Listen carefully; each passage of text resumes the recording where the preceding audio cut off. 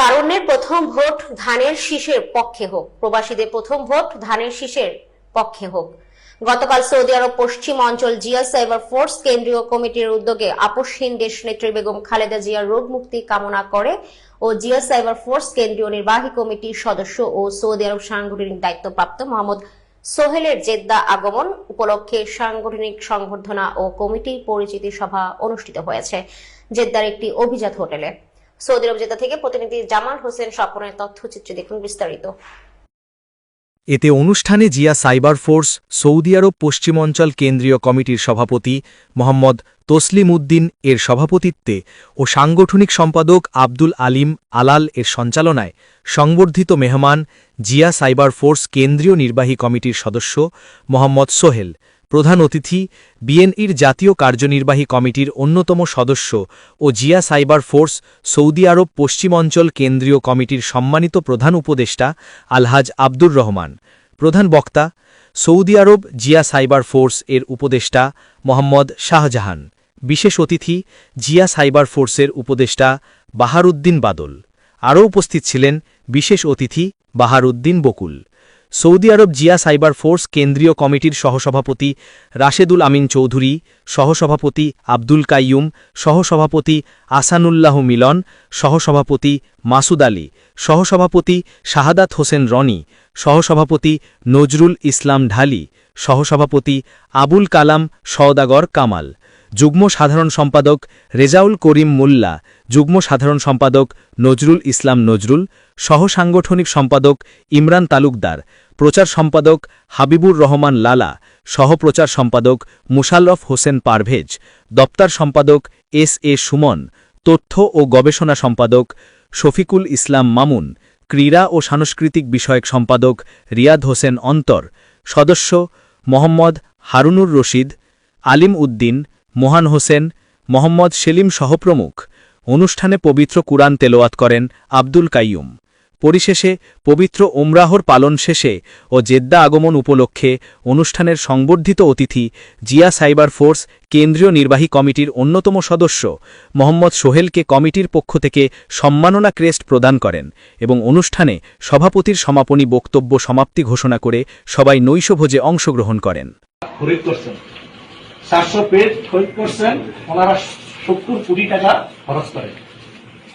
একটা পেজের জন্য ওনারা 12 লক্ষ টাকা খরচ করছে, যে পেজটা শুধুমাত্র ফলোয়ার হইল 7,000 ফলোয়ারের জন্য ওই পেজটার মূল্য ওনারা 12 লক্ষ টাকা দিচ্ছেন।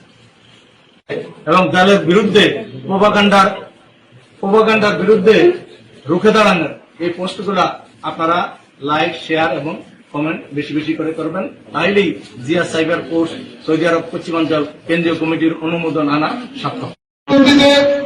5ই আগস্ট সৃষ্টি হয়েছে আমাদের দেশ নায়ক তারেক রহমানের সুবিচক্ষণতার মধ্য দিয়ে, বিচক্ষণ রাজনৈতিক কর্মসূচির মধ্য দিয়ে। সংগ্রামী বন্ধুগণ, আমাদের নেতা বাংলাদেশের জনগণকে বারবার আশ্বস্ত করছেন, এই মুহূর্তে বাংলাদেশের আকাশে বাতাসে যে একটি কথা ভেসে বেড়াচ্ছে, যদি নির্বাচন হয় বিএনপি সর্বোচ্চ আসন নিয়ে সরকার গঠন করবে ইনশাআল্লাহ। সেই হিসাবে আমার নেতা তারেক রহমান বারবার বলছেন, বিএনপি সর্বোচ্চ আসন নিয়ে সরকার গঠন করলেও বিএনপি বাংলাদেশের জাতীয় সরকার করবে। বিগত ফ্যাসিস্ট সরকারের বিরুদ্ধে যারা আন্দোলন সংগ্রামে ছিল, ন্যূনতম সংগঠন যারা বিএনপির সাথে সহযোগিতা করেছে, বাংলাদেশের জনগণকে সহযোগিতা করেছে, তাদেরকে নিয়ে বিএনপি আগামীতে জাতীয় সরকার করবে। কিন্তু তারপরেও আমি মনে করি যারা বর্তমানে বিরোধিতা করছে তারা আওয়ামী লীগের দোষর, তারা ভারতের দোষর।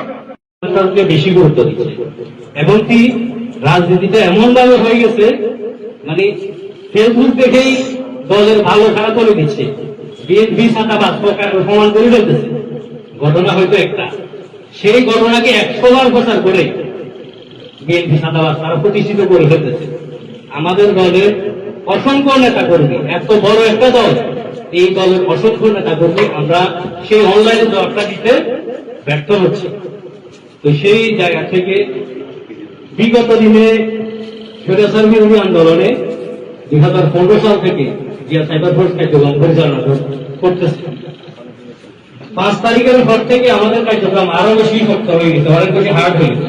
আমাদের যারা দলের নিয়ে কথা বলতো, লেখালেখি করতো, তারা অনেকটা 5 তারিখের পর মনে করছে আমরা অনেক ক্ষমতায় এসে গেছে। অনেকেই যাদের মধ্যে রিল্যাক্সে চলে গেছে, আর এই গ্যাপের সুযোগটা নিয়েছে একটা দল। সেই দল আমাদেরকে এমন ভাবে সবার সঙ্গে প্রতিষ্ঠিত করছে, বিএনপি একটা সাদাওয়ান, বিএনপি খুব খারাপ, এবং কি এটাকে তো এখন ধর্মীয় লেপ দিচ্ছে। কারণ যদি এবারে দুর্গা পূজা না আসতো, আমরা ধর্মের চাইতে যে ভোটের গুরুত্ব বেশি এটা বুঝতাম না। তারা ধর্মকে ভোটের রাজনীতির উপরে নিচে চিন্তা করতেছে।